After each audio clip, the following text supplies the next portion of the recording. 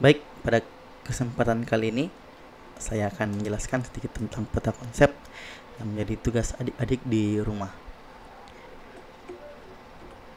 Jadi, menurut pengertiannya, peta konsep adalah alat untuk mewakili adanya hubungan yang bermakna antara suatu konsep sehingga membentuk suatu proposisi. Proposisi adalah dua atau lebih konsep yang dihubungkan dengan garis yang diberi kata penghubung sehingga memiliki suatu pengertian. Beberapa fungsi dari peta konsep yang saya berikan untuk jadikan tugas. Pertama itu untuk menyelidiki apa yang telah diketahui oleh siswa atau adik-adik. Terus yang kedua mempelajari cara belajarnya kalian. Terus yang ketiga mengungkapkan miskonsepsi karena bahasa verbal tidak selamanya menjadi suatu pemecahan masalah dalam komunikasi. Yang keempat, sebagai alat evaluasi. Jadi untuk mengetahui seberapa banyak hal yang telah adik-adik atau siswa telah ketahui dari materi ini. Kita langsung mengarah kepada contoh. Ini contoh yang saya dapatkan di internet. Jadi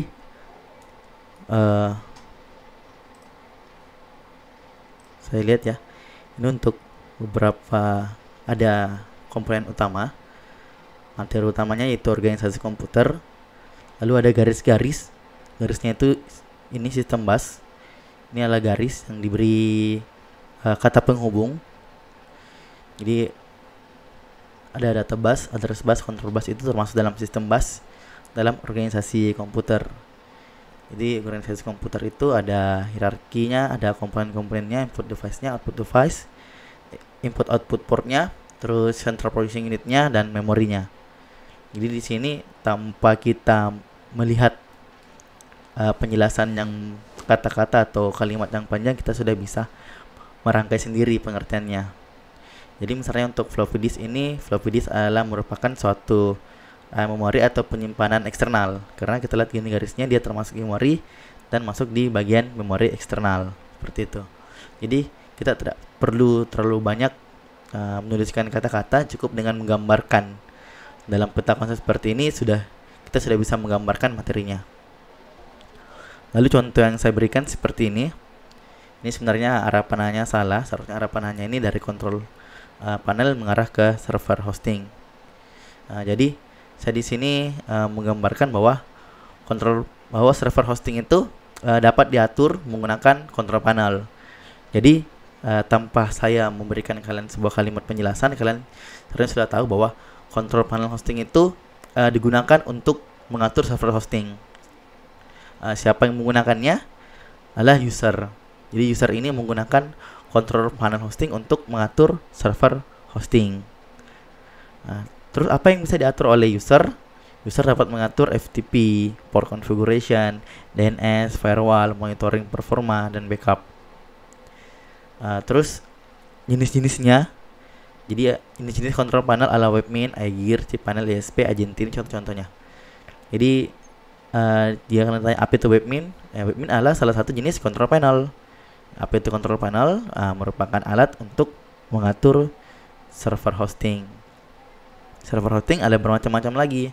Ada share hosting, dedicated hosting, cloud hosting, virtual private server, dan dedicated server. Seperti itu. Jadi peta konsep ini membuat kalian menggambarkan konsep pengetahuan yang telah kalian miliki. Jadi tanpa perlu untuk menjelaskan dengan kata-kata, kalian seharusnya sudah bisa merangkai sendiri penjelasan dari gambaran yang telah kalian buat. Ini contoh lain dari temannya. Ini sebenarnya masih kurang tepat karena gambar-gambar yang di atas ini, gambar yang di sini itu tidak memiliki makna. Jadi yang cuman ini yang memiliki makna ya. Jadi sini ada kontrol panel, terus ada garis dengan kata atau kalimat penghubungnya. Jadi dari sini kita bisa lihat bahwa jenis-jenis dari kontrol panel hosting adalah Webmin, iGear, cPanel, ISP, Agenti. Ini sudah benar. Terus untuk di sini sebenarnya TP web hosting arah panahnya seharusnya ke sana ya, keluar bukan ke dalam. Seperti itu. Ini sudah hampir tepat. Jadi control panel Ini seharusnya arah panahnya itu ke dalam sini, bukan ke sini. Nah, seperti itu. Nah, terus ini keterangan bisa ditambahkan, bisa tidak, tapi sebenarnya dalam sebuah peta konsep keterangan ini tidak wajib ada. Jadi ini bisa ada, bisa tidak, tapi untuk memperjelas kadang dituliskan, tapi kadang juga tidak ada, tidak apa-apa. Nah, link di atas ini kurang tepat. Oke, seperti itu adik-adik. Semoga bisa dipahami, diperbaiki lagi tugasnya. Untuk beberapa yang telah masuk, mungkin saya akan seleksi dan saya akan komentari. Terima kasih.